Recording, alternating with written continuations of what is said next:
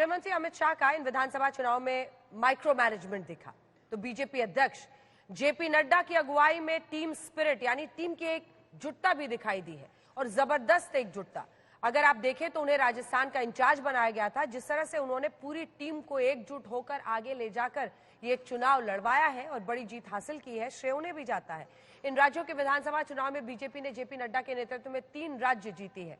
उनकी टीम में जिन लोगों ने अहम भूमिका निभाई उनमें कई केंद्रीय मंत्रियों से लेकर राज्यों के बड़े नेता सब शामिल हैं। आइए देखते हैं ये स्पेशल रिपोर्ट।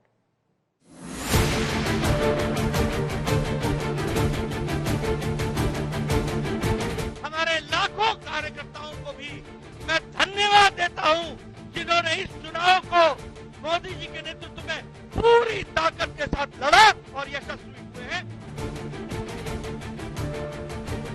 देश ने समझ लिया है कि अगर कोई गांव को मजबूती दे सकता है तो वो प्रधानमंत्री नरेंद्र मोदी जी दे सकते। आदरणीय प्रधानमंत्री जी ने हमेशा सबसे आगे बढ़ करके नेतृत्व को संभाला है और हमेशा उस चैलेंज को पूरा किया है। 3 राज्यों में कमल खिला और बीजेपी ने कमाल कर दिया। जेपी नड्डा की अध्यक्षता में बीजेपी ने जीत की हैट्रिक लगाई है। ऐसे में पीएम मोदी भी उनकी तारीफ कर रहे हैं। उन्होंने संगठनात्मक कौशल में मिसाल कायम की है। उनके सरल तथा गर्मजोशी भरे मिजाज ने उन्हें लोकप्रिय बना दिया है। मैंने पिछले कई दशकों में उन्हें पार्टी के लिए कड़ी मेहनत करते देखा है। उन्होंने खुद को एक अच्छे विधायक, सांसद और मंत्री के रूप में भी प्रतिष्ठित किया है। मैं उनके दीर्घायु और स्वस्थ जीवन की कामना करता हूं। पीएम मोदी ने जेपी नड्डा को पार्टी का कप्तान बनाया है और उन्होंने भी इस कप्तानी को जिम्मेदारी और बेहतरीन जीत के स्ट्राइक रेट के साथ दिखाया है। आपको बता दें कि 2023 में मध्य प्रदेश, राजस्थान, छत्तीसगढ़, तेलंगाना के अलावा कर्नाटक, हिमाचल प्रदेश, त्रिपुरा, मेघालय, नागालैंड और मिजोरम में विधानसभा चुनाव हुए हैं। इनमें 4 राज्यों में बीजेपी ने अकेले सरकार बनाई है तो नागालैंड और मेघालय में बीजेपी ने गठबंधन की सरकार बनाई है। बात 2022 की करें तो देश के 7 राज्यों में चुनाव हुए थे जिसमें से बीजेपी ने 5 राज्यों में बहुमत के साथ सरकार बनाई। जेपी नड्डा के नेतृत्व में बीजेपी ने 2022 में उत्तर प्रदेश, मणिपुर, गोवा, गुजरात और उत्तराखंड में जीत हासिल की। साल 2019 में बीजेपी ने जेपी नड्डा को कार्यकारी अध्यक्ष के रूप में नियुक्त किया था और 20 जनवरी 2020 में उन्हें पार्टी का अध्यक्ष चुना गया।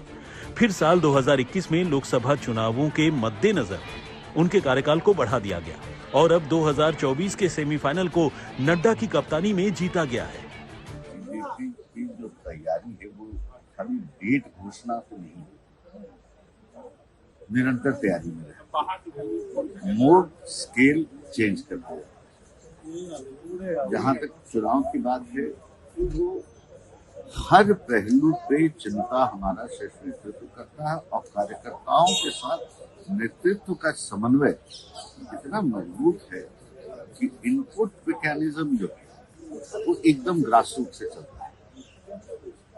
और आप देखे होंगे कि एक बहुत बड़ा एक एंटी बीजेपी स्टोरी चला जब कई सांसद हम लोग थे को लड़ने के लिए भेजा गया कि ऐसा है, इनको टिकट नहीं दिया जाएगा।